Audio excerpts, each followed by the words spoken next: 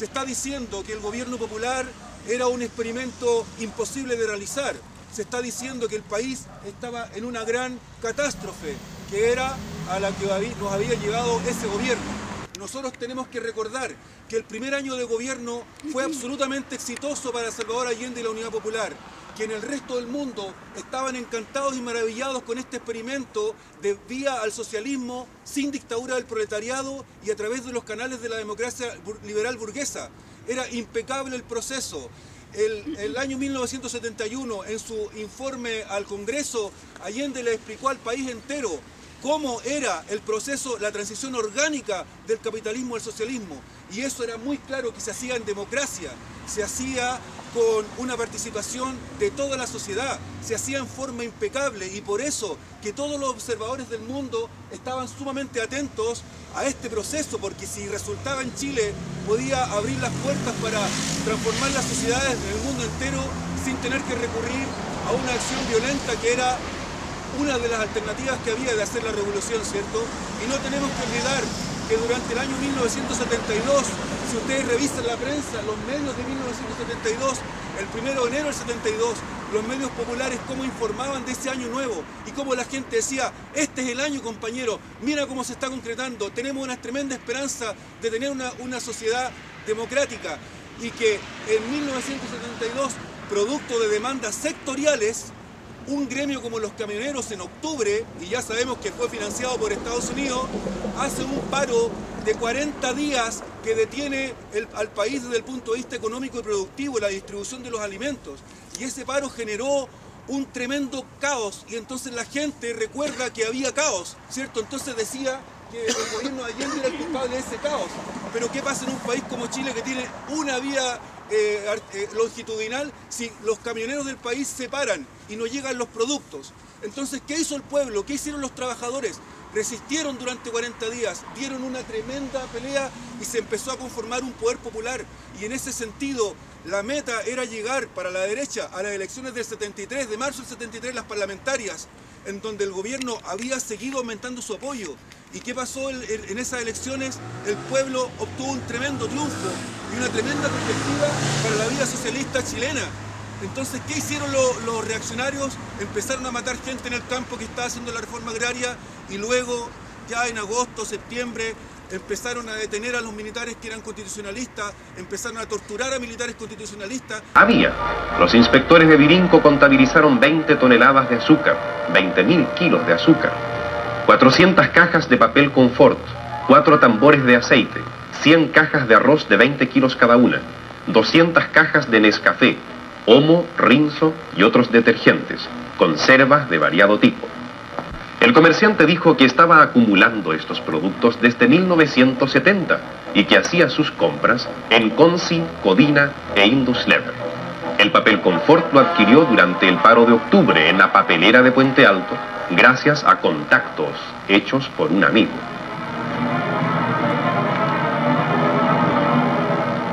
El stock que Celso Guzmán guardaba hasta debajo de la cama fue puesto en venta de inmediato, en medio de la satisfacción de los vecinos. Pero como no hay ley para castigar el delito económico, el acaparador no tendrá otro castigo que el hecho de que los productos se vendan a precio oficial. El dinero le será entregado de inmediato. De organisatie binnen het bedrijf, eventueel gebrek aan productiviteit, aan verdedigings- en veiligheidsorganisaties en leveranties aan distributieorganisaties die bijna zeker hun producten op de zwarte markt brengen. Salvador Allende is juist daarom leider van een volksregering, omdat hij met het volk is. Het helpt bij het politiek bewust worden en het oplossen van zijn eigen problemen.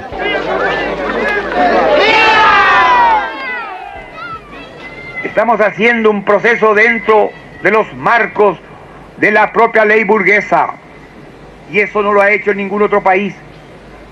Pero como compensación a ello, sin costo social, sin drama, sin enfrentamiento, sin sangre, este gobierno combatido, denostado, calumniado, a este gobierno a quien se ha tenido la desvergüenza de decir que es una dictadura, en este país donde hay una democracia que la usan hasta para conspirar, en este país donde la libertad de prensa no tiene paralelo y parangón.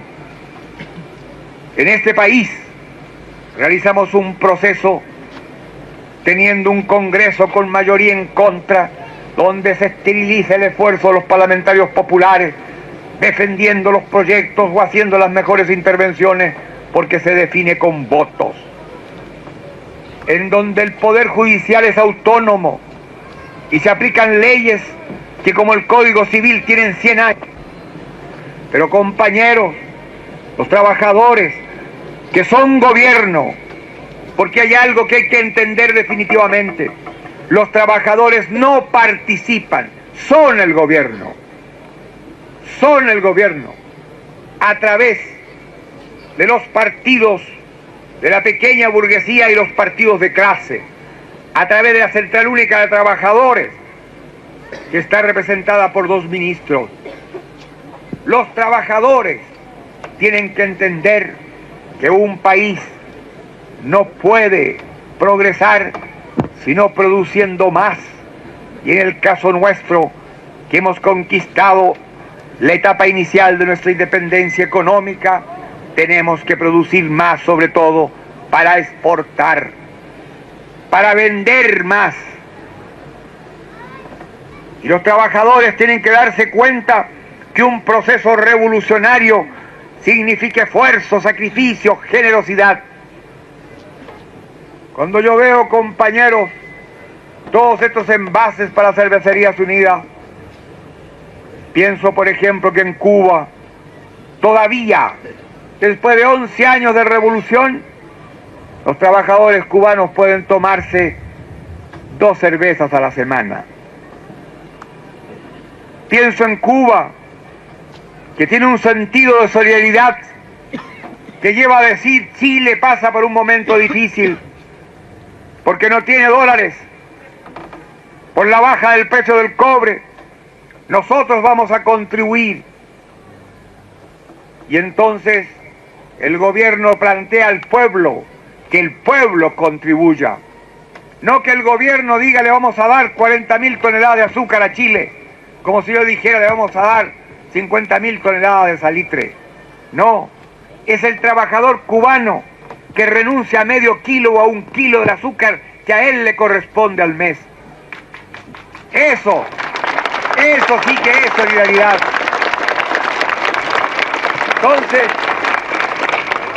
si otros pueblos miran a Chile, si el campo socialista nos ayuda, si hay países de la Europa industrial que también nos tienden la mano, si vienen periodistas, si vienen fotógrafos, si vienen gente de la televisión, como los compañeros que están aquí, que son holandeses, vienen a Chile porque Chile interesa al mundo, porque el proceso que aquí se está gestando tiene grandes proyecciones. Baste pensar que en marzo en Francia, por ejemplo, la lucha está entablada entre la unidad popular y los partidarios del gobierno. Hasta tal extremo que un diario francés decía: es el colmo que la izquierda francesa imite a un paisillo desconocido en el sur de América Latina, que es Chile. Pero esa es la realidad. En Francia, en este momento, la lucha se está dando entre la unidad popular y las fuerzas del gobierno. Y si ganara la unidad popular, cambiaría la correlación de fuerzas en Europa y cambiaría la correlación de fuerzas en el mundo.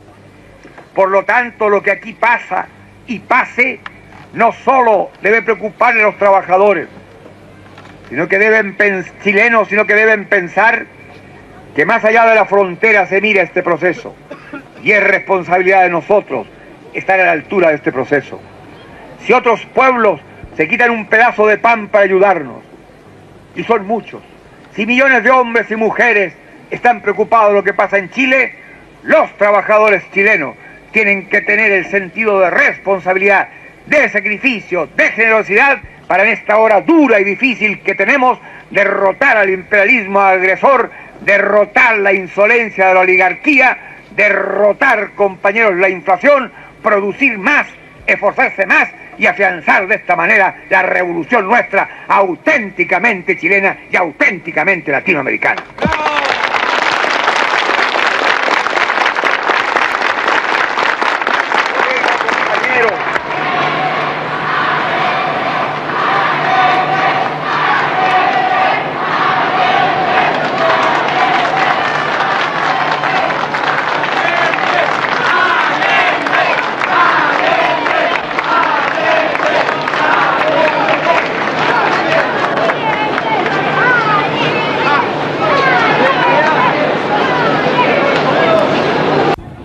Yo diría que el papel de la prensa en un proceso revolucionario en general debe plantear las nuevas tareas y los nuevos valores que esa sociedad quiere construir. Pero en general, en la mayoría de los procesos revolucionarios, eso se ha podido hacer en forma relativamente eficaz porque el proletariado y sus aliados en el poder han controlado los medios de comunicación de masas, ¿no? Y han podido entonces establecer una política de comunicación de acuerdo a los intereses de esa nueva sociedad. Esto no ocurre en Chile, donde al mismo tiempo de que la prensa debe mostrar las nuevas tareas y valores, tiene una mayoría de prensa y medios de comunicación de masa en manos de la oposición, que sistemáticamente está mostrando las debilidades y los errores que siempre se dan en todo proceso de transformación, y que sobre todo trata de asustar a una capa importante de personas, haciendo una especie de campaña del terror de cada una de las medidas que se pretenden tomar en favor de todo el pueblo, ¿no? Un caso muy concreto que a ustedes les tocó vivir acá fue el caso de esta necesidad en vista del mercado negro, ¿no es cierto?, de hacer una campaña para abastecer a toda la población, que significa evidentemente restringir los bienes de consumo para las clases privilegiadas. Entonces, ¿qué pasa? La derecha se tira contra esa campaña del gobierno que es en favor del pueblo, hablando del racionamiento, diciendo que en Cuba, que en la Unión Soviética, que en todos los países socialistas es el horror de la tarjeta, del control político, del control del estómago, de la gente por el estómago, etc. Y produciendo entonces un efecto muy negativo en la población. Y la prensa de izquierda, ¿qué es lo que hace frente a en general esta ofensiva de la derecha? No es capaz de tomar los símbolos de las nuevas tareas, que son símbolos que es cierto que de alguna manera otros países socialistas han tenido experiencias difíciles, qué sé yo, y transformarlos en símbolos positivos, ¿no? Que es lo que nosotros quisimos hacer en esta revista, digamos, cuando planteamos la tarjeta de abastecimiento, la planteamos nosotros, porque la derecha la había planteado, ¿no? Y nosotros teníamos que quitarles este símbolo, que es un símbolo de organización del pueblo, y no teníamos por qué ponerlo a la defensiva y decir, no es racionamiento, no es tarjeta, sino que teníamos que decir, sí, es racionamiento para un grupo, pero es abastecimiento para el pueblo. Y esas son las debilidades que nosotros encontramos en general en la prensa de izquierda, que nosotros no sabemos estar a la ofensiva, sino que siempre estamos un poco a la defensiva respecto a lo que plantea la ideología dominante, ¿no? ¿Existe en Chile una libertad de prensa? Decía el presidente de la CIP cuando llegó a Chile que no solo existía libertad, sino que libertinaje. Es uno de los países donde existe una mayor libertad de prensa en el sentido burgués, digamos, porque yo considero que no existe libertad de prensa para el pueblo, probablemente tal, porque las organizaciones populares no tienen los medios de comunicación que necesitan, y son la mayoría del pueblo. Y en cambio sí, grupos privilegiados, minorías o partidos bastante minoritarios tienen muchas posibilidades de propaganda de sus ideas, ¿no?